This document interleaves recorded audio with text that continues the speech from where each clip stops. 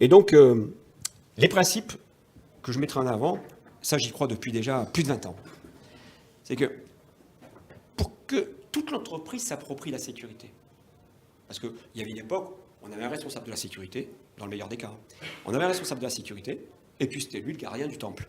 Voilà. C'est lui qui s'occupait de sécurité, c'est lui le patron, voilà, ok.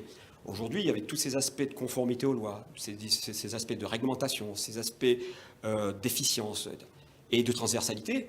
Aujourd'hui, on se dit, l'entreprise ne peut fonctionner que si elle aborde la sécurité de façon globale. Chacun à son niveau, chacun avec sa responsabilité, mais au niveau global. Et pour aborder la sécurité au niveau global, il faut que ce soit déjà, alors on a dit, pour des non-spécialistes, ça veut dire qu'on engage, on a une communication avec un même protocole d'échange. Ça veut dire déjà il faut que ce soit simple.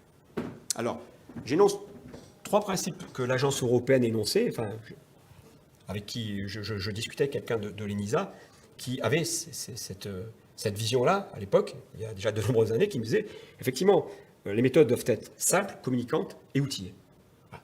Simple, c'est-à-dire rapide à mettre en œuvre.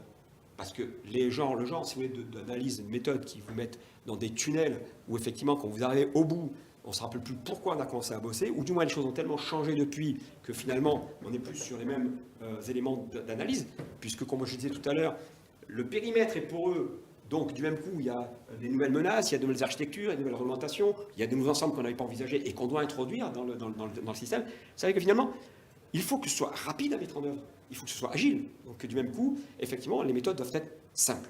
Simple, rapide. Simple, rapide, communicante, ça on vient de le dire, et puis outillée.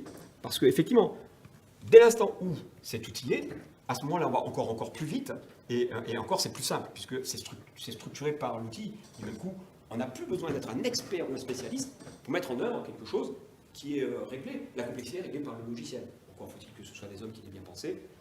Et d'accord. Et donc que effectivement la simplification par l'outil permette de réduire la complexité de la problématique. Mais l'outil, lui, peut permettre cela. Okay. Donc je dirais qu'ensuite, rapidement, le Gartner évoquait, enfin, j'ai lu ça il y a très récemment, il y a à peine quelques semaines, que le Gartner aujourd'hui préconisait des approches sur les services essentiels, sur la dangerosité des menaces et sur la réalité des risques. Ben, exactement ce qu'on disait tout à l'heure. C'est-à-dire que, effectivement, on peut imaginer un niveau de sécurité standard, à l'état de l'art pour l'ensemble des systèmes d'information. Par contre, après, il faut avoir une vision métier sur des risques très essentiels. Typiquement, la perte de traçabilité. Il faut aller à l'essentiel. À la limite, si on doit se protéger juste de quelque chose, il vaut mieux se protéger juste sur l'essentiel. Après, bon, on pourra toujours s'en remettre sur des choses qui ne sont pas vraiment essentielles. Bon, par définition, aujourd'hui, vous savez, je ne pense pas qu'on puisse éliminer tous les risques. Je ne le crois même pas du tout. Donc, du même coup, il faut aller à l'essentiel. Alors, je vais essayer de conclure là-dessus. Un risque métier, c'est quoi? C'est évidemment ce qui va permettre de communiquer dans l'entreprise. Tout à l'heure, je parlais d'un canal de communication. Voilà. Où il ne suffisait pas de décréter qu'il faille une communication interne pour que ça marche. Hein. Mais je dirais par exemple que sur la base d'un scénario de risque métier, bon, on peut l'imaginer, hein, ça peut être un tableau, pourquoi pas Excel, hein. Voilà. J'ai une autre vision de la chose, mais ça peut être un tableau Excel, où on a finalement le nom d'un responsable métier. Je suis directeur de la production industrielle dans une société agroalimentaire, c'est moi.